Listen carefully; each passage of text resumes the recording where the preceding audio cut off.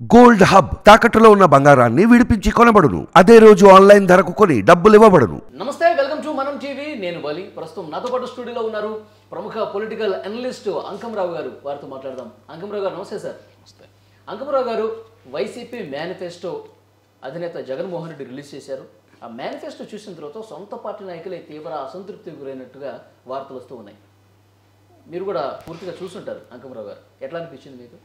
అంటే ఒలి గారు, వాళ్ళు అభ్యర్థులను ప్రకటించినప్పటి నుంచి చూడండి, వాళ్ళ అభ్యర్థులు ప్రకటించినప్పుడు ఒకసారి ఇడుపులపాయలో చివరిసారిగా ప్రకటించాడు కదా, ఆ సమయంలో ఒకసారి మీరు పరిశీలించండి. అక్కడ పరిశీలించిన వాళ్ళ యొక్క ముఖ కవళికలన్నీ కూడా ఎలా ఉన్నాయి అనేది ఒకసారి చూసుకుంటా ఉంటే మనకి సహజంగానే ఎలా ఉంటుందంటే, విజయం అపజయం అనేది తర్వాత, పోరాటానికి సిద్ధపడాలి ముందు. పోరాటం చేస్తే విజయం లభిస్తుందా లేదనే తర్వాత విషయం. పోరాటం చేయగలిగే కాడి కింద వేసినట్టుంది ఇక్కడ జరుగుతున్న పరిణామాలు చూసుకుంటే. సహజంగానే 2 సంవత్సరాల నుంచి వాళ్ళందరూ కాడి కింద వేశారు. అందుట్లో ఎలాంటి సందేహం కూడా ఏం లేదు.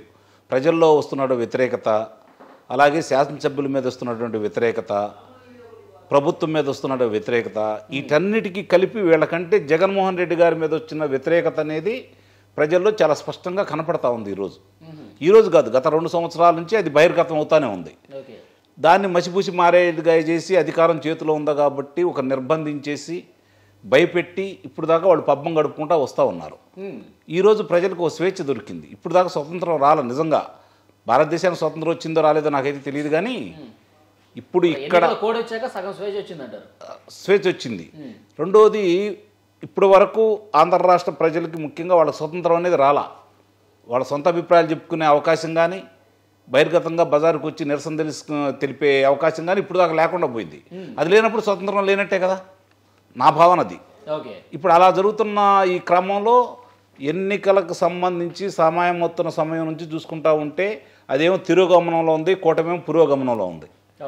మధ్యలో కొంచెం సేపు కాస్త బ్రేక్ ఎక్కడ పడింది అంటే, భారతీయ జనతా పార్టీ వాళ్ళు వచ్చి వీళ్ళతో కలిసిన తర్వాత చిలకలూరుపేటలో జరిగిన సభ, బప్పూడి దగ్గర జరిగిన సభలో పేలవంగా ప్రధానమంత్రి గారు మాట్లాడిన తర్వాత కొంచెం వాళ్ళకి ఆశలు చిగురించాయి. ఆశలు చిగురించిన తర్వాత మళ్ళీ పాత నాటకాలు మొదలుపెట్టారు. ఆ గులకరాయి ఉదంతం బయటకు తీసుకొచ్చారు. ఇప్పుడు దాని గురించి ఎంత ఆభాసు పాలయ్యారో చూశారు. మళ్ళీ తిరిగి కూటమికి మద్దతు పెరుగుతూ వస్తూ ఉంది. ఎక్కడెక్కడ 1-2 చోట్ల అభ్యర్థుల నిరసనలు తప్ప మిగిలిన అన్ని చోట్ల కూడా సద్దుమణిగింది. ప్రజల్లో ఆమోదం తెలిపింది. ఈరోజు వాళ్ళు ఏమనుకుంటున్నారంటే, జగన్మోహన్ రెడ్డి అనే వ్యక్తే వాళ్ళకి ఇప్పుడు ప్రధాన శత్రువు అయిపోయాడు కాబట్టి ఆ ఫ్యాన్ గుర్తు తప్ప ఏ గుర్తు నిలబడ్డా సరే వేయటానికి సిద్ధంగా ఉన్నారు. ఫ్యాన్ గుర్తుకు మాత్రం సిద్ధంగా లేరు. ఈ పరిస్థితిలో ఇప్పుడు ఈ మేనిఫెస్టో వచ్చింది బయటికి. ఈ మేనిఫెస్టో మీద నాయకులు కావచ్చు, కార్యకర్తలు కావచ్చు చాలా ఆశలు పెట్టుకున్నారు. వాళ్ళు ఊహించిన ఏదేదో ప్రకటిస్తారు, ప్రజలకు ఇంకొంచెం మేలు చేసే కార్యక్రమాలు ఏదైనా ఉంటాయి. అవతల సూపర్ 6 తోటి వాళ్ళు దున్నేసుకుని వెళ్ళిపోతూ ఉన్నారు. ఆ దాటికి తట్టుకునే పరిస్థితి కనపట్టలేదు. దాన్ని మించి మనం ఏదో చేస్తాము, గతంలో ఏం చేసామని, ప్రభుత్వం వచ్చిన తర్వాత ఏం చేసామని చెప్పుకుందాము అని చెప్పని భావించారు వాళ్ళు. కానీ 2014 నుంచి 2019 వరకు తెలుగుదేశం ప్రభుత్వంలో ఏం చేయలేదు అనే దాని గురించి తప్ప, 2019 నుంచి 2024 వరకు మేము వచ్చినప్పుడు ఏం చేసాం చెప్పుకోవడానికి అయితే వాళ్ళకి ఏం లేదు కదా. ప్రజావేదిక కూల్చడంతో మొదలుపెట్టారు వాళ్ళ పరిపాలన. అక్కడి నుంచి మొదలుపెట్టయితే అన్ని విధ్వంసాలు, లేకపోతే హత్యలు, దాడులు, అక్రమ నిర్బంధాలు, దోపిడీలు, దొంగతనాలు, ఈ తప్ప ఏం కనపట్టలేదు కదా.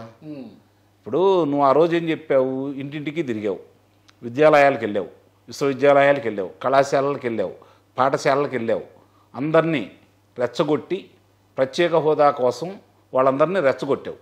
ప్రత్యేక హోదా వస్తేనే మనకి సంజీవిని అని చెప్పని నువ్వు వాళ్ళందరినీ రెచ్చగొట్టి నీ వైపు తిప్పుకున్నావు. సహజంగా వాళ్ళు కూడా అటు వచ్చేసారు. ఈరోజు వాళ్ళ పరిస్థితి అర్థమైపోయింది. వాళ్ళు నిన్ను ఎదురు తిరిగి ఏది ప్రత్యేక హోదా పోని మాకేం చేసావు, నువ్వు 2,30,000 మంది ఉద్యోగాలను భర్తీ చేస్తానని చెప్పి నువ్వు మాట ఇచ్చావు. డిఎస్సి ప్రకటిస్తాను, మెగా డిఎస్సి ప్రకటిస్తానన్నావు.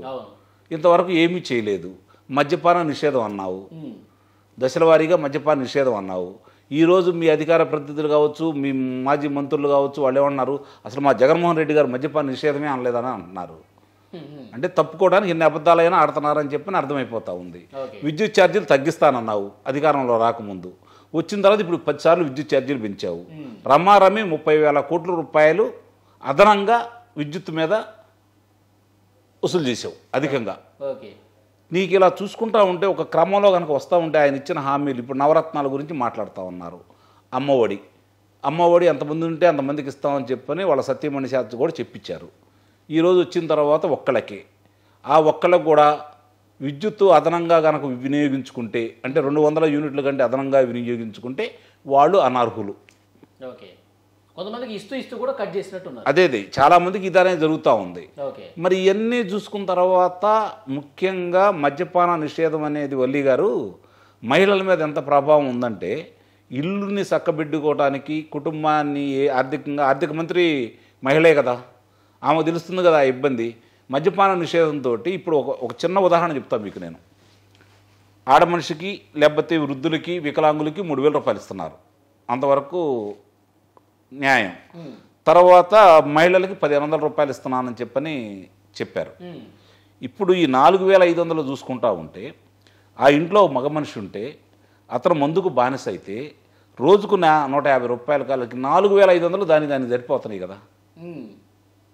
మరి పెరిగిన విద్యుత్ ఛార్జీల ధరలేంటి, ఇంటి పన్నులేంటి, చెత్త పన్నులేంటి, రవాణా ఛార్జీలేంటి, ఇవన్నీ కనుక బేరీజ్ వేసుకుంటా ఉంటే పెరిగిన మరి వంట సరుకు కావచ్చు, నిత్యావసర సరుకులు కావచ్చు, ఇవన్నీ బేరీజ్ వేసుకున్న తర్వాత నాకు తెలిసి ఒక కుటుంబం ఈ 5 సంవత్సరాల్లో 1,80,000 రూపాయలు నష్టపోయింది.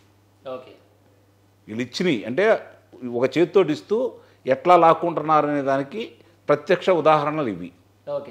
ఇవన్నీ పోయి అనుకున్న తర్వాత సరే ఇదేదో మర్చిపోయారు దాని గురించి అని చెప్పని భావించిన తర్వాత నీకు ఉద్యోగస్తులకు సంబంధించి తీసుకుందాం. నువ్వు రాంగల్లోనే సిపిఎస్ రద్దు చేస్తానన్నావు. సిపిఎస్ అంటే ఏందో ఇప్పుడు నేను చెప్తాను మీకు. సి అంటే క్యాపిటల్ అమరావతి, పి అంటే పోలవరం, ఎస్ అంటే స్వాతంత్రం. ఈ మూడింటిని ఆంధ్ర రాష్ట్రంలో రద్దు చేశాడు ఆయన. ఇది ఇప్పటి వరకు ఆయన గురించి మనం మాట్లాడుకోవాలంటే అతి కొద్దిగా, అంటే ఏదో గుర్తొచ్చింది మేనిఫెస్టోలో మళ్ళీ ఆ 3 రాజధానుల ప్రస్తావన ఇప్పుడు మళ్ళీ 3 రాజధానుల ప్రస్తావన తీసుకుని వచ్చాడు. అది ఈయన కాదు కదా, ఈయన పుట్టించిన బ్రహ్మదేవుడు వచ్చినా కూడా చంద్రబాబు నాయుడు గారు వాళ్ళతో రైతులు చేసుకున్న ఒప్పందంలో భాగంగా ఎవరు వచ్చినా కూడా అమరావతిని అనేది రాజధాని, ఆంధ్ర రాష్ట్రానికి ఒకటే రాజధాని అమరావతి, దాన్ని తరలించడం ఎవరి వల్ల కాదు. అది చంద్రబాబు నాయుడు గారు ఈ రాష్ట్ర ప్రజలకు చేసిన ఒక మేలులో అది ఒక మేలు. ఇప్పుడు ఈరోజు చూసుకుంటా ఉంటే వాళ్ళ అభ్యర్థులు కావచ్చు, వాళ్ళ పార్టీ వాళ్ళు కావచ్చు, లేకపోతే అభిమానులు కావచ్చు, ఎంత నిరాశ నిస్పృహలతో ఉన్నారు అంటే ఒక రకంగా ఇది రాష్ట్రానికి మంచిదే. ఎందుకంటే ఎక్కడో ఒక మళ్ళీ 20-30 స్థానాలు వస్తే ఇంకా వాళ్ళు గెలుగుతూనే ఉండేవాళ్ళు.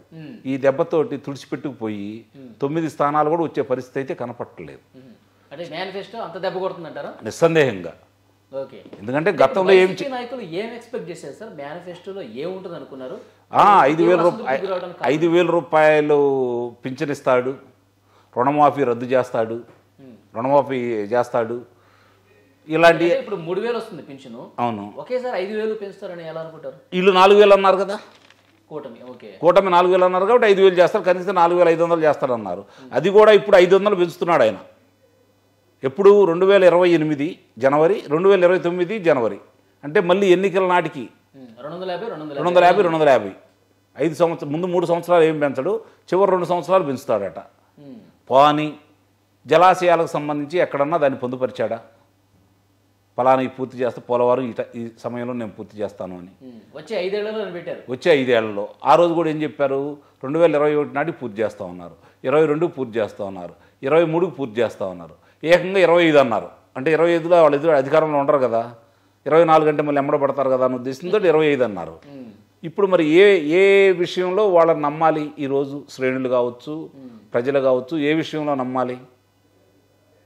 ఒక ఏపీని ఇవన్నీ చాలదన్నట్టు ఆ రోజు నువ్వు అధికారంలో రావడానికి కలిసి వచ్చినటువంటి వివేకానంద రెడ్డి గారి హత్య కావచ్చు, జనపల్లి శ్రీనివాసరావు అనే కుర్రాన్ని కోడికత్తి శ్రీను చేసి కోడికత్తి నాటకం కావచ్చు, ఈరోజు తిరిగి నీ మెడకే చుట్టుకున్నాయి కదా.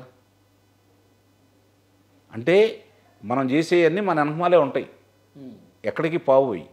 చేసిన పాపాలు ఈ జన్మలోనే తీర్చుకోవాలి. గతంలో అనేవాళ్ళు పెద్దలు చేసిన పాపాలు పిల్లలకు తగులుతాయని. ఇప్పుడు అలాంటి ఏం లేదు. ఈ జన్మలో చేసిన పాపాలు ఈ జన్మలోనే తీర్చుకోవాలి. అది ఎవరికైనా నిస్సందేహంగా జరుగుతుంది. అది ఈరోజు జరుగుతున్న పరిణామాలు ఒక్కసారి నాకు నిన్న వాళ్ళకు సంబంధించిన వాళ్ళు కొన్ని చూస్తూ ఉంటే, ఒక అపర మేధావి, వామపక్ష మేధావి నిన్న ఒక చర్చా కార్యక్రమంలో మాట్లాడుతున్నాడు. 2009లో కూడా రాజశేఖర్ రెడ్డి గారు మామూలుగా ఈ పథకాలకు సంబంధించి ఉండయ్యే కొనసాగిస్తామన్నాడు. ఇప్పుడు జగన్మోహన్ రెడ్డి గారు అట్టానే అంటున్నాడు అని చెప్పి మాట్లాడుతున్నాడు ఆయన. ఇంకా సమర్థిస్తూ ఇప్పుడు ఎలా వస్తాయి అని చెప్పని అడుగుతున్నారు. వాళ్ళు ఇప్పుడు ఈ డబ్బులు లేవు అంటున్నారు కదా, వాళ్ళు ఎలా తీసుకొస్తారు? అప్పులు లేవు. చంద్రబాబు నాయుడు ప్రభుత్వం కంటే కూడా ఈ ప్రభుత్వం అప్పులు తక్కువ చేసిందని మాట్లాడుతున్నాడు ఆయన. ఏమనాలి ఇలాంటి వాళ్ళని అసలు? నీకంటూ ప్రజల్లో ఒకప్పుడు ఫలానా వ్యక్తి అంటే ముందుగా మాట్లాడింది వినాలని చెప్పిన ఆసక్తిగా ఉండేవాళ్ళు. ఈరోజు అసహించుకుంటున్నారు. ఎందుకింత దిగజారాడు అని ప్రజలందరూ చర్చించుకుంటా ఉన్నారు. ఇలాంటి వాళ్ళందరూ వీళ్ళని జాకిలు పెట్టి లేపాలని ప్రయత్నం చేస్తున్నారు. సరే, వీళ్ళందరి మాటలు నమ్మి ప్రజలు ఇస్తే అంతకంటే ఇంక మనకి వాళ్ళకి కావాల్సిందే ఉంది. ప్రజలాభిప్రాయం మాత్రం ఇవాళ ఉన్న పరిస్థితిలో జగన్మోహన్ రెడ్డి గారికి పూర్తిగా వ్యతిరేకంగా ఉన్నారు. Thank you very much sir. చూద్దాం. Thank you.